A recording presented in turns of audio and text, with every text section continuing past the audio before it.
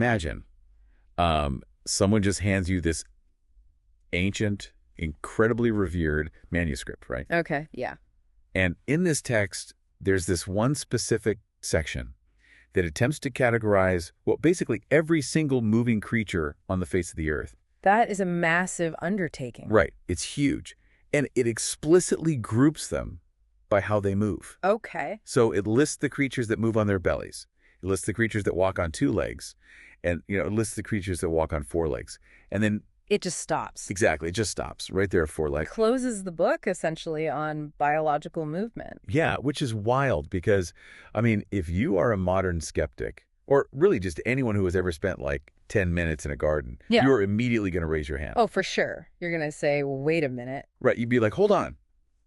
You forgot the spider. Yeah. You forgot the ant, the scorpion, the crab, the caterpillar. The list goes on. Right. There's a lot of creatures with more than 4 legs. Exactly. And for centuries, critics have looked at this specific verse, verse 45, from a text called An-Nur in the Quran, and they've used it as this sort of ultimate gotcha moment. Well, it makes sense why they would. Yeah, they point to the millions of species with 6 or 8 or dozens of legs and argue that this is just this glaring, rudimentary biological error. Which, is a completely rational criticism if you are reading the text through the lens of pure morphological taxonomy. Okay, break that down for me. If you are reading it as just an inventory of body parts, like a parts list, right, then the omission of a 6-legged insect seems like, well, a fatal flaw in the text. It seems like they just completely missed a massive chunk of the animal kingdom. Absolutely. But, and this is why we are doing this deep dive today, we are going to look at a piece of research that completely shatters that skeptical argument. Yeah, it really turns the whole thing upside down. It totally does. Yeah. And it does so not by arguing theology, which is interesting, but by bringing in some of the most rigorous, elegant physics you could possibly ask for. Oh, the physics are fascinating. So we have this stack of excerpts today from a work titled The Biomechanics of Movement and Divine Design, and it's authored by Dr. Khaled Waleed. Right. Dr. Waleed's work is just incredible here. It really is. And Dr. Waleed's premise is that the text didn't forget the spider at all. Not even a little bit. In fact, he argues that the text was defining this mathematical limit that we are, honestly only now fully understanding through modern structural engineering. I think what makes Dr. Waleed's work so compelling is that he sidesteps the linguistic debates entirely. Oh, yeah. He doesn't even get into the philosophy of it. No, he looks at this purely as a mechanical puzzle. And I want to be really clear with you, the listener, as we dive into this. Yeah, it's an important distinction. Dr. Waleed is absolutely referencing religious scripture in his work. But for our purposes today, we're looking strictly at the physics. Just the hard science. Exactly. We are pulling out Dr. Waleed's structural and biomechanical architecture to see how he models animal movement.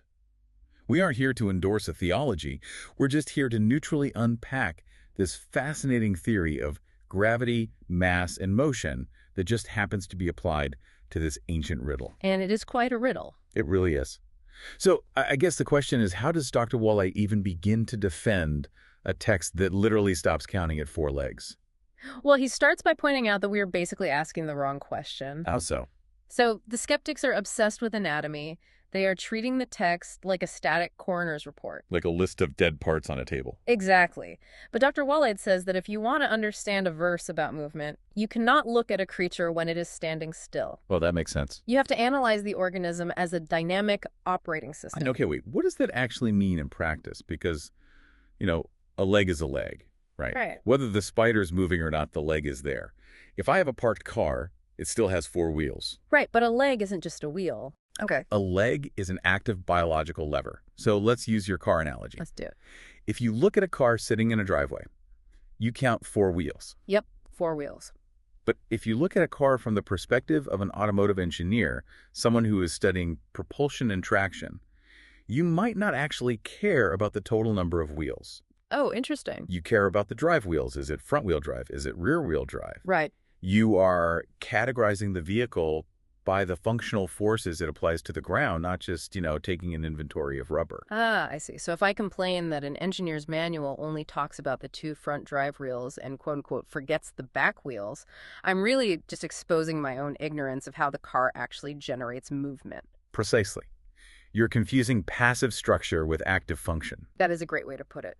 And Dr. Waleed argues that the text is not an anatomy catalog detailing how many limbs a creature possesses. Right. It's not a biology textbook. No, he proposes it is a highly specific parameter of functional biomechanics. Okay, so to understand why it stops at 4, we have to understand this framework he uses. Yes, and to do that, Dr. Waleed introduces his foundational framework, which he calls the theory of support and alternating propulsion. The theory of support and alternating propulsion. That's the one. Let's really slow down and pull that apart, because I feel like walking is one of those things we do so subconsciously that we just assume it's simple. Oh, we totally take it for granted. Yeah, but Dr. Waleed paints it as this high-stakes battle against gravity. It is incredibly high stakes. I mean, at any given moment, your body possesses mass, right? Unfortunately, yes. And gravity is relentlessly trying to pull that mass down toward the center of the Earth. It's just a constant downward force. Exactly. So to simply stand still, your legs have to act as rigid pillars. They are actively resisting that downward pull. Okay, so they're fighting gravity just by standing there. Yes, that is the support phase. Got it. So if I want to walk, I have to somehow move my mass forward without letting gravity win. And that is exactly where the crisis happens. The crisis. Yeah, because to move forward, to achieve propulsion, you have to pick a leg up off the ground. Okay, yeah. The moment you do that, you have destroyed your stable base of support. You're deliberately compromising your equilibrium. I've actually heard walking described as controlled falling. Yeah, that's a common phrase. Like you lean forward, gravity starts to drag you face first into the concrete, and at the last possible millisecond, you throw a leg out to catch yourself. Right. Is that essentially what Dr. Waleed is talking about? It's a popular analogy, but Dr. Waleed's framework demands a bit more precision than just falling. Okay, how so? He focuses heavily on what he terms the balance zone. The balance zone, okay. When you lift a leg to swing it forward, you aren't just blindly falling forward. The legs that remain on the ground have to maintain a geometry of support. A geometry of support, I like that. Yeah, and that geometry has to keep your center of mass from accelerating downwards beyond a recoverable threshold. So it's more of a negotiated capture of the mass rather than just a free fall where you hope for the best. Yes, exactly. The nervous system and the musculoskeletal system are constantly calculating this trade-off. Like a high-speed computer. Totally. They are basically dividing the limbs into two distinct teams. Okay. Team A and Team B. Right. Team A is the base of support. They are locked into the ground, fighting gravity, maintaining the balance zone. And Team B. Team B is the transition team. They are moving through the air, completely useless for fighting gravity in that specific millisecond, but essential for carrying the body forward. Hence, support and alternating propulsion. You got it. The limbs have to constantly switch teams without ever letting the center of mass hit the ground. And Dr. Waleed points out something really crucial here. He notes that without a minimum threshold of supporting limbs firmly planted, propulsion becomes mechanically impossible. Because you'd just be on the floor. Exactly. You cannot push a mass horizontally if it has already collapsed vertically. Wow. Okay, I want to take Dr. Waleed's theory and apply it to the actual creatures mentioned in the text. Let's do it. So the verse explicitly mentions creatures that walk on 2 legs. Bipeds. Us. Right. Humans. If we look at human walking through this lens of support versus propulsion, what does the math actually look like? Well, from a biomechanical perspective, human walking is incredibly precarious. Precarious. Yeah. Dr. Waleed notes that for a biped in a standard walk, the ratio is 1-to-1. Meaning 1 leg on the ground, 1 leg in the air? Yes. At any given microsecond of the swing phase, you have a minimum of 1 leg grounded. Just 1. Just 1. That single limb is tasked with 100% of the support requirement. Wow. It is the sole anchor holding the entire mass of the body against gravity, while the other leg is completely unweighted, transitioning forward. You know, when you isolate it like that, it sounds absurdly dangerous. It really is if you think about the physics. You are balancing like 150 pounds of dynamic mass on just a few square inches of a single foot. Right. If that center of mass shifts even an inch too far to the left or the right during that one-legged support phase, shouldn't we just topple over sideways? We absolutely should. I mean, the geometry of a single point of support offers 0 lateral stability. 0. 0. Dr. Waleed explains it like this. If you stand a pencil on its end, It falls over the moment the center of mass deviates from that single tiny point. Because this is just a dot on the ground. Exactly. So how do we not fall? Does Dr. Waleed account for how bipeds kind of cheat this physics problem? He does, and it's a brilliant observation. Okay. Dr. Waleed highlights the crucial role of human hands and arms in this dynamic. The arms, really? Yeah, because a human operates with the absolute minimum baseline of support, which is one single leg. Right. The system requires external counterweights to actively manage the center of mass. Oh, the arm swing. Yes. You don't even think about it, but when your left leg swings forward, your right arm naturally punches forward too. Exactly. Dr. Waleed observes that the arms are essentially acting as pseudo-limbs for the purpose of balance. Pseudo-limbs. That's fascinating. They don't touch the ground, obviously, but their angular momentum helps dictate the direction of the center of mass. So they're kind of pulling you back into alignment. Yes, constantly pulling it back over that single vulnerable supporting foot. It is staggering how much subconscious calculus the brain is doing just to, like, walk to the fridge. It really is. It's not just put one foot in front of the other. It's anchor the left pillar, swing the right pendulum, fire the left arm to offset the torque, monitor the center of mass. It is a remarkably complex negotiation with gravity. Which is why it takes a human infant so long to learn how to do it compared to a foal or a calf, I guess. Absolutely. Bipedalism operates on the extreme razor's edge of the balance zone. Okay. Which brings us naturally to the next category in the ancient texts. The quadrupeds. The four-legged animals. Right.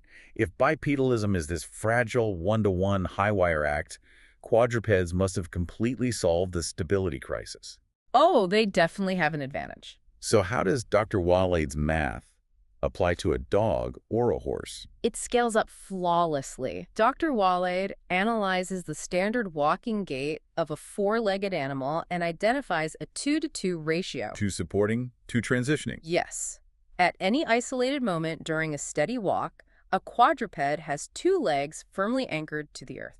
Acting as the base of support. Right. And simultaneously, the other 2 legs are in the air, transitioning to a new position. But wait, let me think about this. How does having 2 legs on the ground solve the lateral stability problem we just talked about with humans? Well, Because 2 legs just draw a straight line on the ground.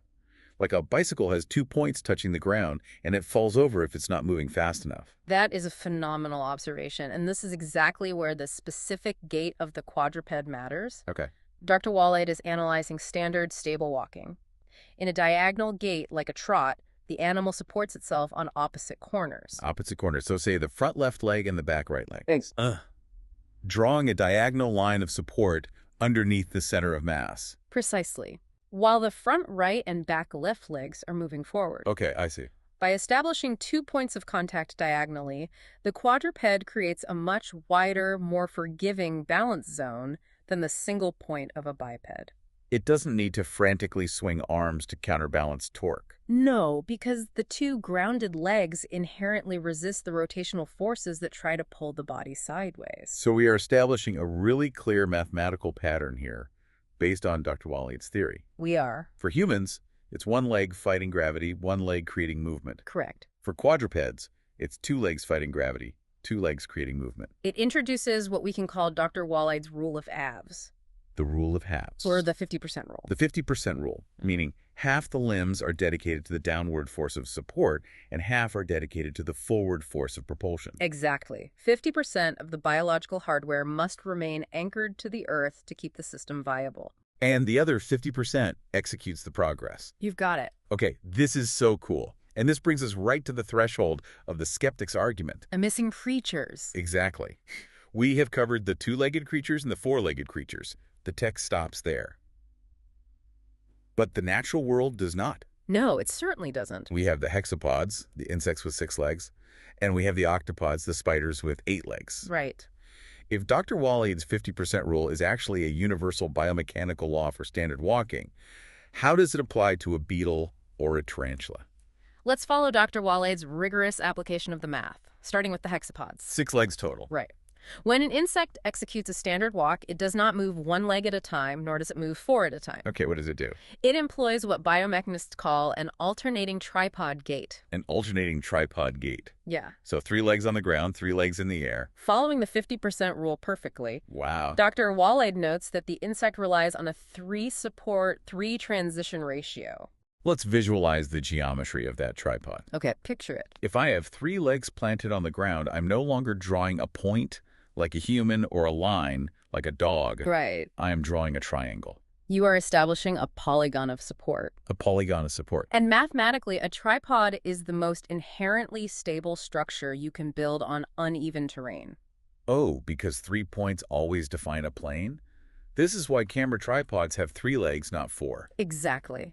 If you have a wobbly table with 4 legs, one is usually too short, but a 3-legged stool never wobbles. That's brilliant. So as long as the insect's center of mass remains anywhere inside that triangular boundary on the ground, it is virtually impossible for it to fall over. It is permanently locked inside the balance zone. Yes. Okay. While those 3 legs form the anchor, the other 3 legs, one on one side, 2 on the other, are lifting and transitioning forward. And then they plant, forming a new tripod, and the original 3 lift off. Support and alternating propulsion scaled up to 6 limbs. Which finally brings us to the ultimate missing creature. Spider. The spider. 8 legs. The prime ammunition for the skeptics who say the ancient text is flawed. The big gotcha. How does Dr. Waleed apply the math to an octopod? Dr. Waleed observes the spider's standard walking rhythm, and he finds that, true to the mechanical pattern we've established, the spider operates on a 4-support, 4-transition ratio. Okay, pause. Yeah. 4 legs planted firmly into the ground, fighting gravity. Huh. 4 legs in the air, creating movement. That's right. It maintains the 50% rule. Flawlessly. I really want the listener to picture this because it totally broke my brain a little bit when I first read Dr. Waleed's notes. It's hard to visualize at first. When you look down at a spider crawling across your floor, your brain registers, 8-legged movement. Just a flurry of legs. Right. But what you are functionally watching is 4 legs anchored, acting as a massive, stable square of support, while the other 4 reposition. From a purely functional standpoint, a spider's walk is essentially 2 4-legged walks happening in rapid sequence. That is insane. It's like 2 dogs layered on top of each other, taking turns. It sounds comical, I know, but mechanically it is highly accurate. Wow. The spider never relies on all 8 legs for active support during a standard walk. It only ever requires 4. And this right here is the absolute aha moment of Dr. Waleed's entire thesis. It really all comes together here. This is where he takes all this geometry, all this physics of the balance zone, and brings it back to the original riddle of the ancient text. And his conclusion completely upends the skeptic's assumption. Because the skeptics ask, why did the text forget the spider? Right. And Dr. Waleed's biomechanical analysis reveals that the text didn't forget the spider at all. Because the text isn't counting anatomy. Exactly. Dr. Waleed argues that the text categorizing creatures by walking on bellies, 2 legs, and 4 legs is stating the absolute functional maximum for stable movement. Break that down for me. The functional maximum. Okay, look at the mathematical progression Dr. Waleed mapped out for us. Right. A human requires 1 leg of support to walk. Check.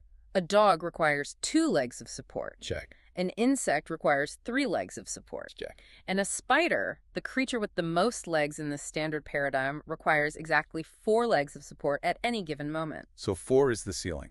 4 is the biomechanical ceiling. Dr. Waleed demonstrates that in the natural world, the absolute maximum number of grounded supporting limbs required to achieve maximum stability during a standard walk is 4. Anything beyond 4 supporting legs does not mathematically improve the balance zone. It becomes biomechanically redundant for the purposes of standard forward propulsion. Wow. Let that just sit in the air for a second.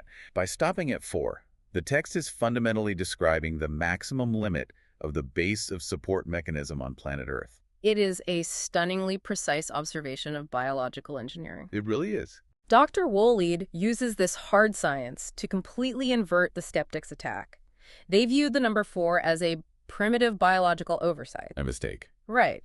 But he reveals it to be a sophisticated, comprehensive statement of physical limits. The skeptics say, you stopped counting at 4, so you missed the 8-legged spider. And Dr. Waleed fires back, no, the text stopped at 4, because it knew that even the 8-legged spider only uses 4 legs to hold itself up. It forces a total paradigm shift in how we read historical documents about nature. Absolutely. We have to stop acting like accountants taking inventory of dead limbs and start looking at the active, invisible forces of physics that govern life in motion. It's a completely different way to look at the world. It is a brilliant, ironclad defense of the text. But, I have to play devil's advocate here. Please do. Because biology is messy. We've been talking about the standard walk, but animals don't just walk on flat, frictionless laboratory surfaces. Very true. If I look at a millipede, or if I look at a spider navigating a complex vertical web, the rules have to bend, right? They do. Does Dr. Waleed address the exceptions in nature? He absolutely does, and honestly, this is what makes his analysis robust as a scientific theory, rather than just, a convenient cherry-picking of data. Right, he's not just ignoring the outliers. Exactly. Dr. Waleed openly details the caveats and nuances, particularly focusing back on the spider. Okay, let's hear it. He acknowledges that the for support for transition rule is the baseline for normal movement. Normal movement meaning steady speed, relatively predictable terrain. Yes. But what happens when the spider is removed from those standard conditions? It has to adapt. Right. Dr. Waleed points out two specific extremes. Okay. First, consider a spider that is dramatically slowing down. Slowing down. Why would it do that? Perhaps it is stalking prey or trying to navigate a highly irregular, precarious surface like a slick leaf or a vibrating web. In that situation, sticking strictly to the 50% rule might be dangerous. Very dangerous. If a gust of wind hits it while four legs are in the air, the polygon of support might not be wide enough. Exactly. The terrain or the velocity demands a higher margin of safety. So what does the spider do? In those specific instances, Dr. Waleed notes that the spider might dynamically increase the number of supporting legs. It might drop out of the 4-to-4 rhythm and momentarily keep 5 or even 6 legs firmly anchored to the surface. So it widens the base of support. It makes the balance zone physically larger to ensure the center of mass cannot possibly escape it. It sacrifices the efficiency of propulsion for a massive increase in static stability. That makes total sense. It is prioritizing not falling over moving forward. Exactly. You can't catch your prey if you fall off the leaf. Okay, so that makes sense for slowing down. Yeah. What about the other extreme? What about when a spider sprints? Sprinting. Because if I turn on the kitchen light and a wolf spider bolts under the fridge, it is moving at terrifying speeds. They are incredibly fast. In that scenario, the spider faces the opposite mechanical crisis, right? Yeah. Yes. When sprinting, Dr. Waleed explains that the spider might actually decrease the number of supporting legs below the standard 4. Wait, really? It puts fewer legs on the ground? Think about the physics of a sprint. Velocity requires rapid propulsion. Okay. The longer a leg spends anchored to the ground as support, the less time it can spend pulling or pushing the mass forward. Right, because it's just stuck there. So in a dead sprint, the spider might lift 5 or even 6 legs into the air simultaneously. Just to maximize the frequency of transition? Exactly. But doesn't that completely destroy the stable balance zone we just spent, like, half an hour establishing? If it only has 2 or 3 legs on the ground, isn't it technically falling? It is. It is radically destabilizing itself. That's crazy. But because of its extreme velocity, forward momentum acts as a stabilizing force. Kind of like a bicycle moving at high speed. You don't fall over because you're moving too fast. Exactly like that. It is temporarily sacrificing static stability for maximum propulsion. So it's basically throwing itself out of balance on purpose, trusting that its forward speed will keep it from crashing before the next set of legs catches the floor. You've got it. But if the spider is constantly breaking the 4 support rule to stalk or to sprint, doesn't that poke a hole in Dr. Waleed's theory that 4 is the absolute functional maximum? You would think so, but on the contrary, Dr. Waleed argues that these exceptions beautifully prove the rule. How so? You have to ask why the spider is altering its leg ratio. Because of the terrain or the speed? Right. It only deviates from the 4-to-4 ratio when it is forced out of standard continuous walking into an emergency state. Stalking is an emergency of stability. Yes. Sprinting is an emergency of velocity. Precisely. They are extreme temporary maneuvers. I see. The moment the spider abandons the sprint or finishes navigating the slippery leaf, it snaps immediately back to Dr. Waleed's baseline rhythm. The 4-to-4 rhythm. Exactly. The fundamental law remains perfectly intact.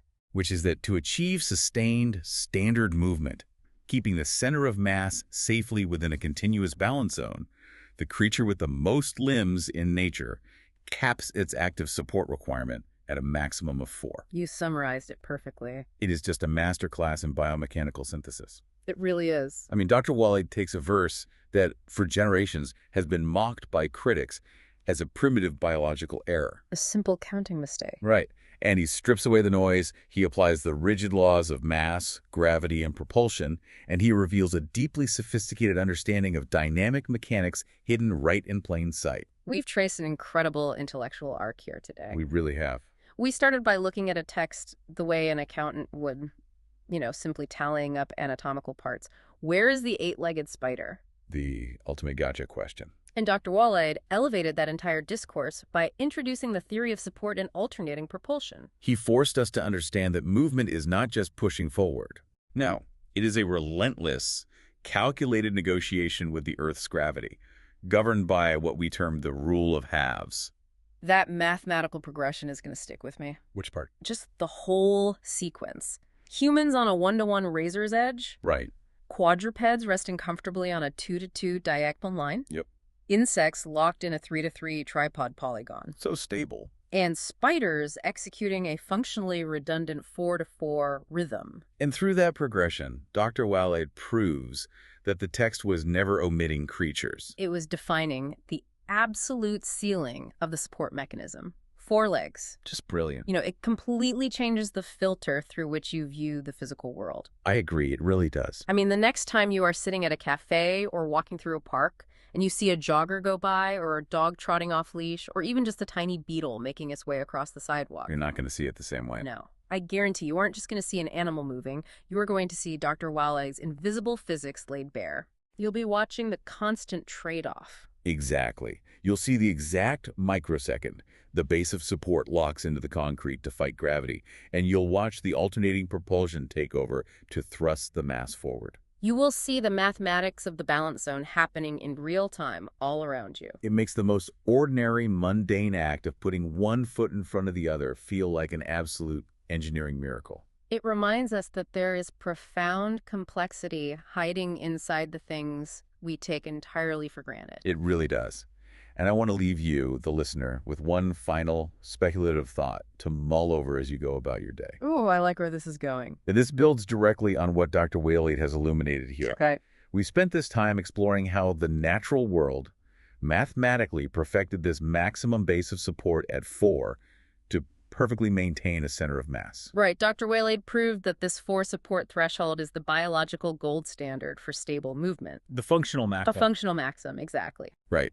Now, step outside of biology for a second and think about the future of human engineering. Okay. Robotics, aerospace. Exactly. Think about aerospace. When we spend billions of dollars trying to build the perfect all-terrain robotic rovers to explore the jagged, cratered, unpredictable surface of Mars or the Moon, what do we usually build? We usually build wheels. Right, we default to heavy tank treads. Right. Or we build rigid, multi-wheeled wagons that ultimately get wedged under a rock and just fail. It happens all the time. But what if Dr. Waleed's biological insights hold the key to our mechanical future? Oh, wow. If nature, through millions of years of rigorous physics testing, capped the ultimate stabilizing engine at 4 actively supporting legs, maybe our greatest engineering feats shouldn't be focused on wheels at all. That is a fascinating concept. Could the secret to mastering alien terrain lie in mimicking the precise, mathematically perfected 4 support, 4 transition rhythm of a simple garden spider? The rule of halves applied to robotics. Exactly. If 4 anchored points is the absolute mathematical ceiling for conquering gravity and movement, maybe the blueprint for our next great leap into the universe has been crawling under our feet this entire time. It's incredible to think about. Think about it.